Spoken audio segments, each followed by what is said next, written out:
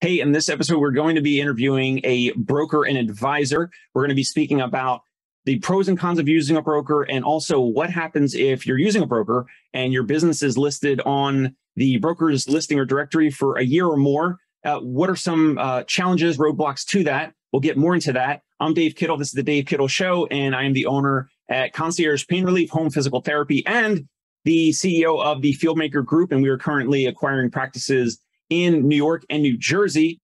Today, we have Joseph Hertz on the podcast. He is a broker and advisor. He's also the president of TransWorld Business Advisors of 5 Towns and Jamaica, and that's Jamaica, Queens, in New York. But they also service owners across the country, so they're not limited to Queens. Joseph, good morning. Good morning, Dave. Thanks for having me on. Absolutely. So tell the audience a little bit about yourself. We're going to go into what you do, how you help practice owners, business owners across the country in brokering, either on the sell side, representing the sellers, or sometimes even on the buyer side. We're going to focus today more on the seller side, which would be the practice owner, the physical therapy business owner. Let's go into, first of all, like, what are you doing now on a day-to-day basis? A little bit about yourself and what you do with TransWorld. Sure. So been with TransWorld, for a number of years now, and have a background prior to this in outbound sales and driving relationships.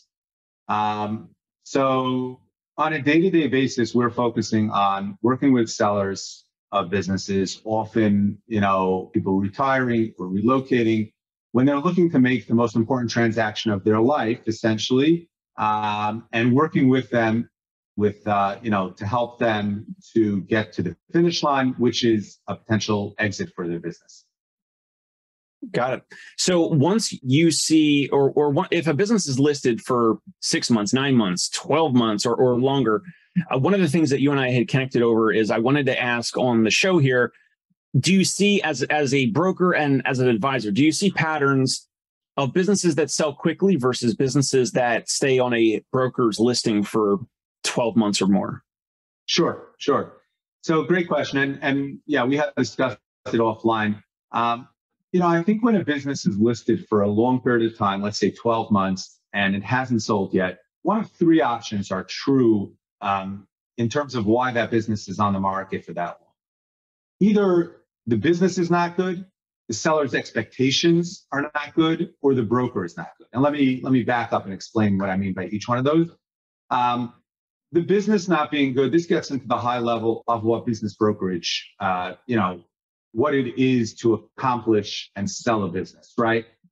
If there is no asset there and the seller of that business or the business owner has not created the processes and procedures, and they're involved in every part of their business, it's very hard to then go and sell that to a buyer because transferring those relationships is difficult. And the more that you remove the owner from the business, the more that that business owner has an asset that they're able to then sell and transfer to a potential buyer. So some businesses are, more like jobs in broker lingo. What that means is essentially it's just producing an income, but it's not necessarily an asset that's easily sellable and transferable. So that's one thing I would point out. Number 2 is sellers' expectations are unreasonable. So sometimes if someone has a business and their price expectations are not within what's reasonable, that could preclude a sale. And then number 3 is the broker may not be good, right? If the broker is not marketing the business correctly, is not speaking to the proper buyers, and is not putting the actual strategic value that business brings and making sure to reach out to potential buyers that would be interested in that, those 3 things could preclude someone from selling and cause a business to sit, on the market. So let's touch on that last component. If the business is, financially not set up well, then it could be improved, right? It's going to take some time. So, but it is what it is at that state. If the seller has expectations that are unrealistic, where they want, they're going to say, I want $1 million, I want, $5 million. And they're just oftentimes we have heard of things like they're kind of choosing a number based off of what they believe a comfortable retirement would require, as opposed to it being correlated with the strength of the financial strength of the business and along the, adjusted EBITDA numbers that are market rate. So for an owner that comes to you, and if they have these unrealistic expectations, do you also have to kind of coach them? Do you have to show them, first of all, do you show them market comparables? Do you show them maybe other deals that are either redacted or public that are like, okay, here's your similar size business and it's sold for this, 3 times EBITDA or whatever, to try to bring them back, to earth? Do you have to show them comparables? Sure. So to answer that question first, yes, we certainly show them comparables. We'll show them the scientific or the high level way of valuing a business. But more importantly, it's about what similar businesses have sold for. Similar to real estate, that's going to inform the value of a business. But getting back to your question, the way that I view it when I meet, a potential seller or a business owner for the first time who's considering selling within the short term, I view it sort of as a date, right? A first date. So when I go to meet them, they're looking at me and evaluating whether working with me and working with someone in my office will give them the best chance of actually getting to the result that they want, which is obviously a potential sale. But my job as well is not to really convince them or change their mind about being reasonable about the valuation. We also want to evaluate to make sure that they're serious about selling and they're in touch with the valuation that drives their business. I'll give you an example. If someone told you that they were selling a house and you show them comparables and sort of laid out the picture for what the market looks like, if they then said, well, I think this house is worth a lot more because you can build a skyscraper on the land, you would have a frank conversation and say, well, what's the unique value? What's the unique licenses or something that's involved that makes you different than every other house on the block? And I think a business is similar in the sense that looking at comparables will inform the valuation. And we want to have that conversation with the seller from the outset to make sure that both sides are aligned in terms of the valuation. So it makes sense, like super important for brokers and advisors to not just take any business owner that has the pulse so that they can just list a volume number of just any of these businesses and hope that, some of them sell and then they get some commission off of that. But you're actually doing some vetting and some evaluating on the front end if these business owners are the right fit, if they have processes and procedures and things documented, and you want to know, you probably want to know from the outset, is this even going to be worth your time or be appropriate? Because otherwise you could be doing a lot of connecting of potential buyers to this owner or to this potential deal. But if it's not going to be appealing to buyers, then it would be really a waste of your time as well. Right. That's a great point. And, there's brokers out there who will take any listing, like you said, that has a pulse because, they're looking for listings. But I think when, after doing it for a number of years, you get the sense that you need to work with serious sellers and you need to work with businesses that are actually saleable. There's a stat that's pretty well documented that the majority of businesses, as much as 80%, do not sell after being listed. So what that tells you is there's many aspects and many checkboxes, some of which we went through before, that need to check off in order for a business to sell. So as much as, sellers and business owners want to work with the right broker, we certainly also want to work with the right seller, because all we have is our time and making sure that we can get to the ultimate goal, which is accomplishing a sale for that seller. So in terms of that high stat of 80 or so percent that the businesses that are listed never sell, it probably comes back to the cluster of these things, right? The things that you mentioned. So the business is probably not ready to be sold where the owner steps out of it and everything is wrapped around that owner. That's one big way. That's one big reason.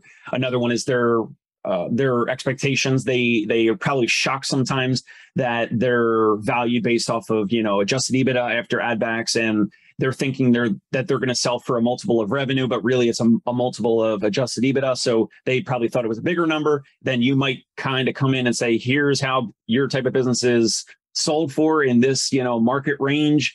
And they might be upset or shocked at that. And then also the other component of the broker, you said a broker or advisor not being good. So let me touch on that. How much of your work is, so you get a listing, let's say it's someone listening, a physical therapy practice.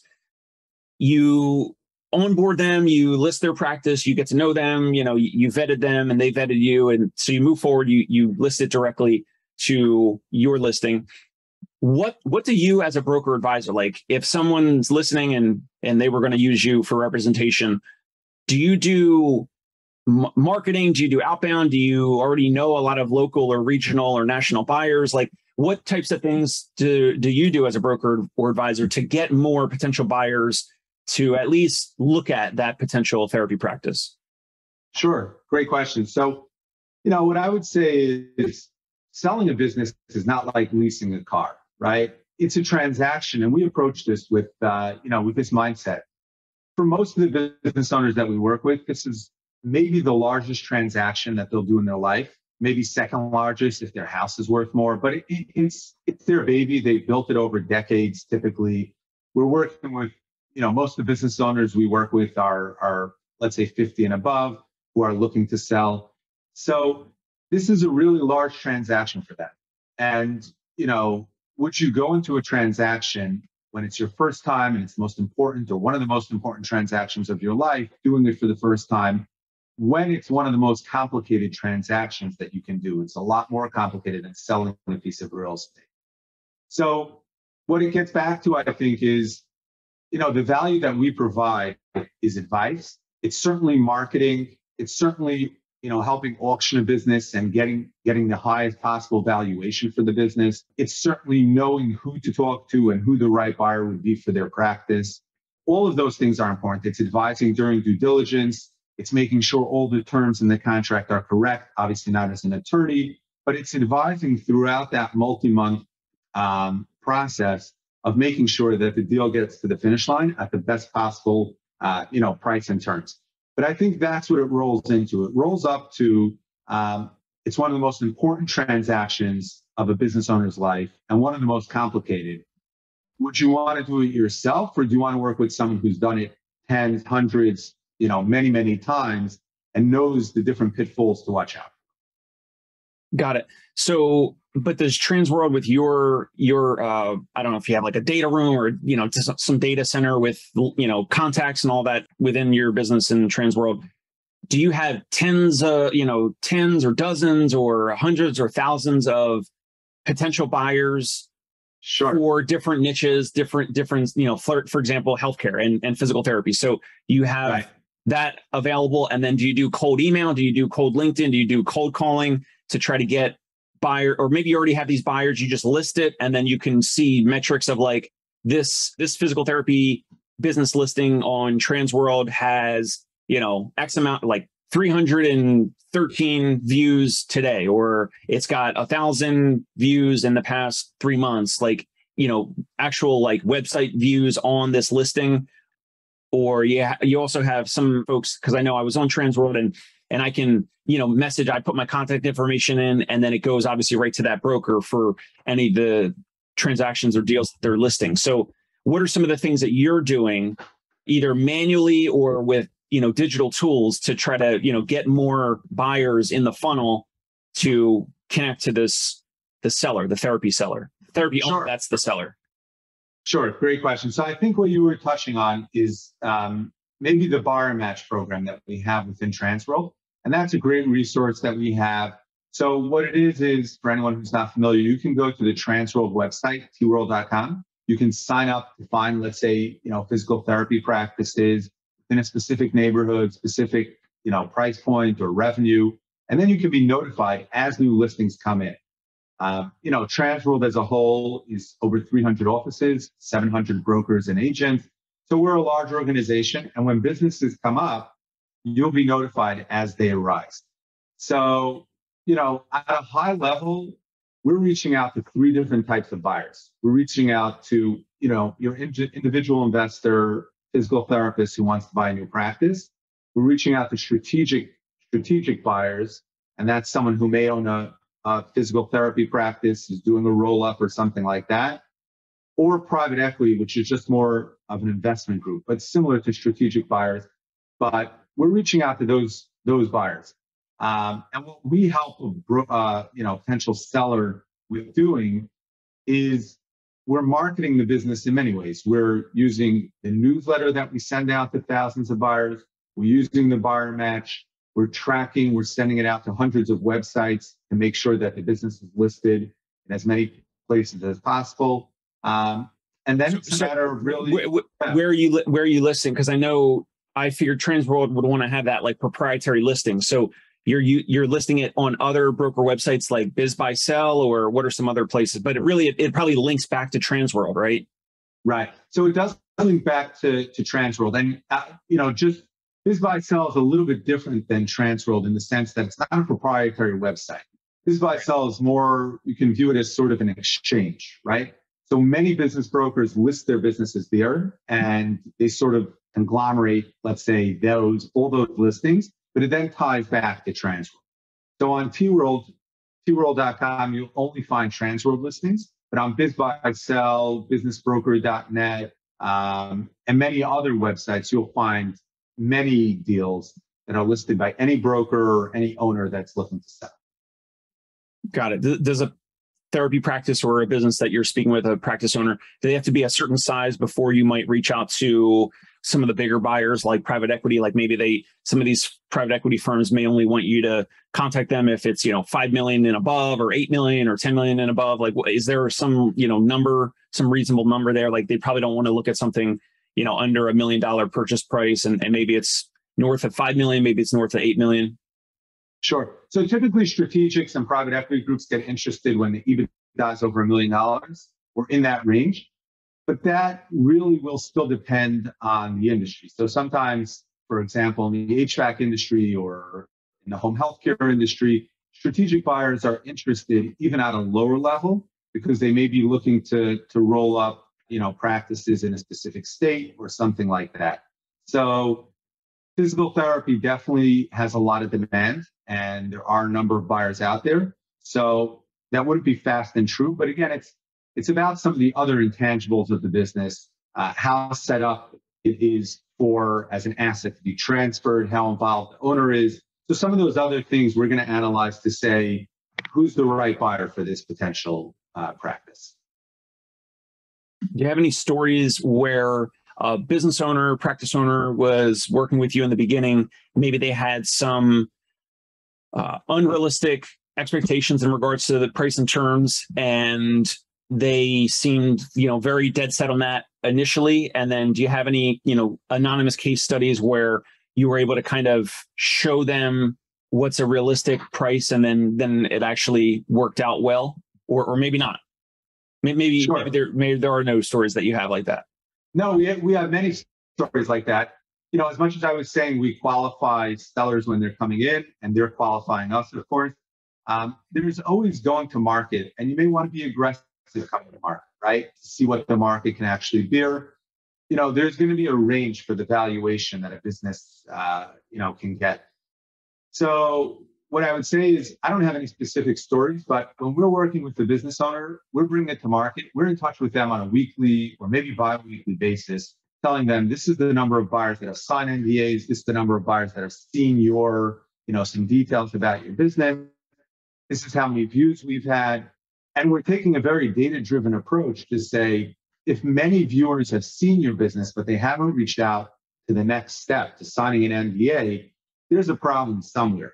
So we need to revise the listings. We need to revise the price. We need to do some CPR on that listing to make sure that they're actually moving from one stage to another, because it's all a pipeline, right? They see the listing, they sign the NDA, they see the package, and we're constantly monitoring that pipe to make sure that there's no blockage anywhere there. And we're bringing that data-driven approach and saying, bring those statistics to the seller, to the business owner, and the ball's in their court if we want to adjust the price, if we can change some of the terms, but we're going to give them as much factual evidence to give them to help them make that decision.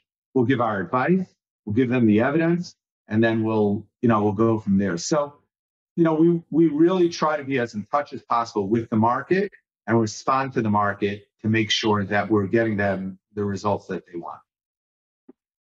Once you have a practice owner where there's a listing under, within your domain, how do you keep them apprised of what's going? Like, do you do weekly calls? Is it, a phone call or Zoom call every week, every 2 weeks? Obviously, it'll probably be more communication if you get a potential buyer or multiple buyers signing NDAs, and then of course you're speaking with the practice owner, the business owner more if one of those, one or more of them send like a term sheet or an LOI, a letter of intent, then of course you're probably talking more. So for any practice owner that's listening out there, can you give an idea of like the cadence or the frequency of communicating as something like that gets more serious? There's, something signed, it gets a little, you're getting further down into the weeds. Are you speaking with them, is it daily? Is it weekly? Maybe it depends on the owner's responsiveness and how serious it's getting from just some NDAs signed to now potential offers. Sure. So like you said, it really depends where they are in the stage.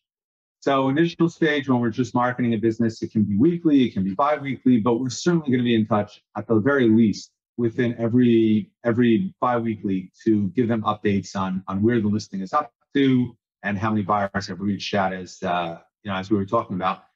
As things get more serious and LOI is submitted, we're going to be in touch much more frequently. And at that point, they're going to have their acquisition team in place. So we'll help them if they need help with getting the right attorney, getting the right accountant to help them with due diligence and with going through the process of getting to an acquisition. But we'll be in touch with everyone from their team as frequently as possible to get the deal over the finish line. And I would say, sure, it can be daily, depending on how intense and what stage things are up to.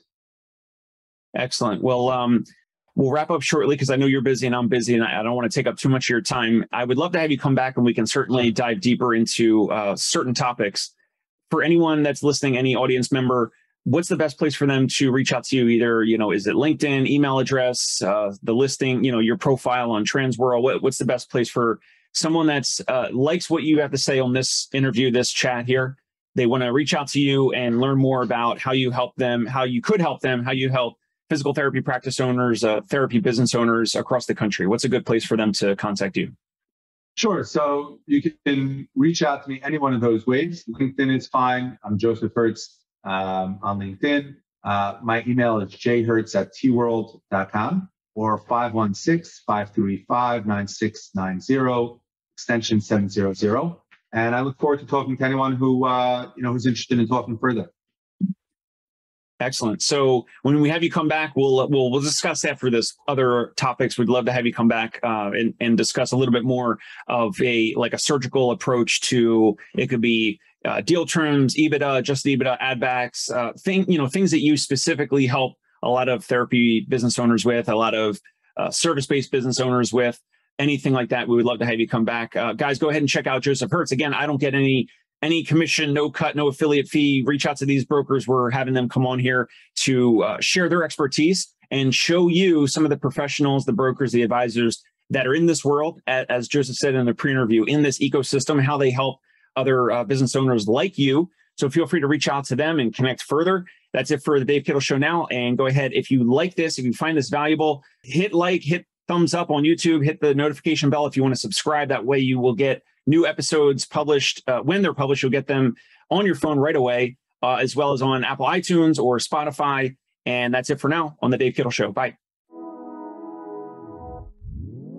Hey, it's Dave Kittle. Are you a healthcare business owner or physical therapy practice owner who is looking to figure out your succession plan or exit strategy? We might be able to help. And in fact, we may be interested in acquiring your practice. If you're interested, you can reach out to me. Shoot me an email at dave@conciergepainrelief.com. That's DAVE@CONCIERGE painrelief.com. Or you can call me at any time, 646-781-8884.